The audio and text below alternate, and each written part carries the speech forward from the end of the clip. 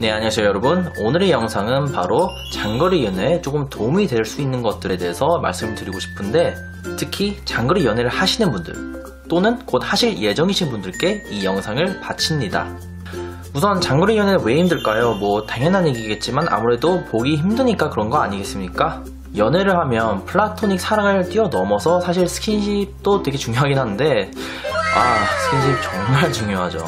장거리 연애는 뭐 곧 깨진다 안 된다 뭐 이 얘기 지겹지 않습니까? 사실 제 주변에는 4년 이상 사귀는 커플들도 있고, 그중 약혼 또는 결혼까지 가는 커플들도 봤습니다 제가. 그럼에도 불구하고 장거리 연애는 확실히 어렵다는 거죠. 확실히 쉬운 것은 아닙니다. 하지만 불가능은 아니라는 거죠.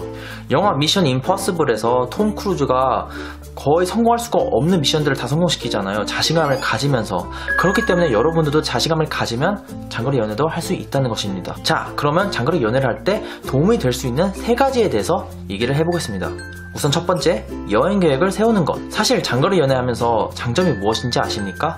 그것은 바로 사실 연인 사이끼리 여행을 갈 수 있다는 것이 조금 더 수월해질 수 있다는 것이에요. 보통 장거리 연애를 시작하면 웬만하면 부모님의 간섭이 일반적인 연애보다 조금 낫다는 것입니다. 특히 여성의 경우 통금 시간이 남성들보다 조금 더 지켜야 될 경우가 많은데, 아무래도 남친이 멀리 있다 보니까 그 통금 시간이 뭐 친구들과의 술자리 빼고는 사실은 뭐 그렇게 크게 신경 쓸 필요는 없다는 것이죠. 그렇기 때문에 보통 부모님 같은 경우는 딸의 통금 시간에 대해서 그렇게 뭐 예민하게 아니면 뭐 민감하게 받아들이지 않으시고, 또한 장거리 연애를 하면서 힘들어하는 딸을 자주 보니까 갑자기 막 딸이 엄마 아빠 나 정말 막 좀 힐링이 필요해, 나 여행 가고 싶어 유유 뭐 이런 식으로 울잖아요.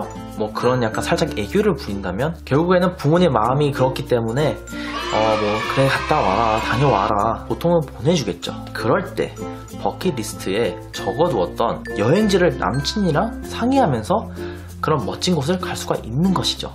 그리고 사실은 장거리 연애를 했기 때문에 보통은 일반적인 연애보다 데이트 비용이 훨씬 절감돼요. 그럼 그런 절감됐던 부분을 이제 모아두면서 이런 여행을 계획을 세우면서 거기에 쓰면서 정말 근사한 호텔에서 정말 예쁜 추억을 만들 수가 있다는 것이죠. 얼마나 아름답습니까 여러분. 그리고 두 번째, 게임을 하는 것. 처음에 이유를 들면 뭐지 막 이럴 수도 있는데, 근데 사실 멀리 떨어져 있기 때문에 단순한 영상통화보다는 조금 더 주기적으로 할 수 있는 것을 찾는 게 되게 중요해요. 그중 하나가 바로 게임인데, 요즘은 보통 여성 게임 유저들도 많이 늘어나는 추세이고, 또한 이제 즐길 수 있는 여러 가지 게임들이 많이 존재하기 때문에 서로 막 스트레스를 게임을 하면서 같이 풀면서 가상현실에서 또 예쁜 데이트를 할 수 있다는 것이죠. 특히 요즘 게임 같은 경우는 보통 그 디스코드 또는 인게임 보이스를 할 수가 있기 때문에 서로 소통하면서 게임을 즐길 수가 있는 것이죠. 특히 저 같은 경우는 게임 중에서 오버워치를 추천하는데, 그 이유는 바로 보통 에임이 좋지 않은 여성분들이라 할지라도 메르시라는 힐러가 있는데, 남친 캐릭터한테 힐 빨대를 꽂아주면서 계속 힐러를 해주면서 애정 듬뿍 힐을 주고, 만약에 막 남친이 삽질해가지고 죽었다 그러면 바로 부활시킬 수가 있다는 것이죠.